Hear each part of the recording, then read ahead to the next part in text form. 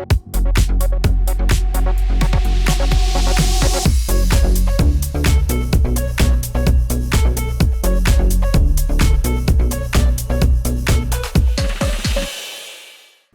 is the latest search engine to introduce generative AI into its results, with Microsoft announcing that it's making Bing Generative Search available to a small percentage of users.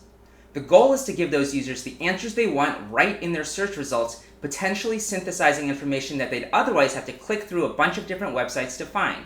For example, Microsoft says that if you type "what is a spaghetti western," you'll get an AI-generated summary of the genre's history and some examples of spaghetti western films.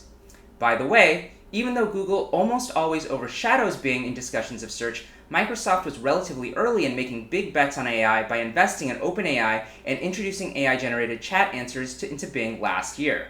Bing's new generative search is an evolution of those chat answers. You probably remember that Google announced its own generative AI answers back in May. At first, commentators, including yours truly, were focused on the danger that this posed to the web, the idea being that if you never need to click through your search results, it could be devastating for any business that makes money from online advertising. And even if you're not necessarily losing sleep over the fate of publishers like TechCrunch, that would also be a problem for these generative AI systems, because after all, they rely on a healthy web ecosystem that's full of accurate content in order to create their answers.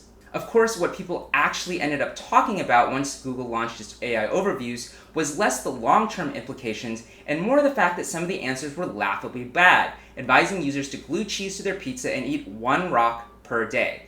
But it didn't invent those answers out of whole cloth.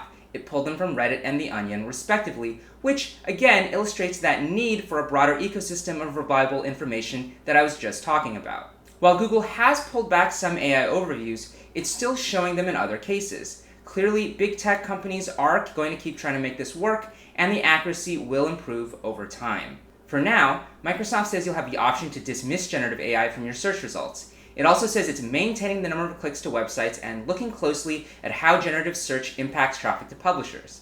We'll have to wait and see if these generative answers can become reliable enough to really improve the search experience and what the bigger impact might be. We'll see you Monday.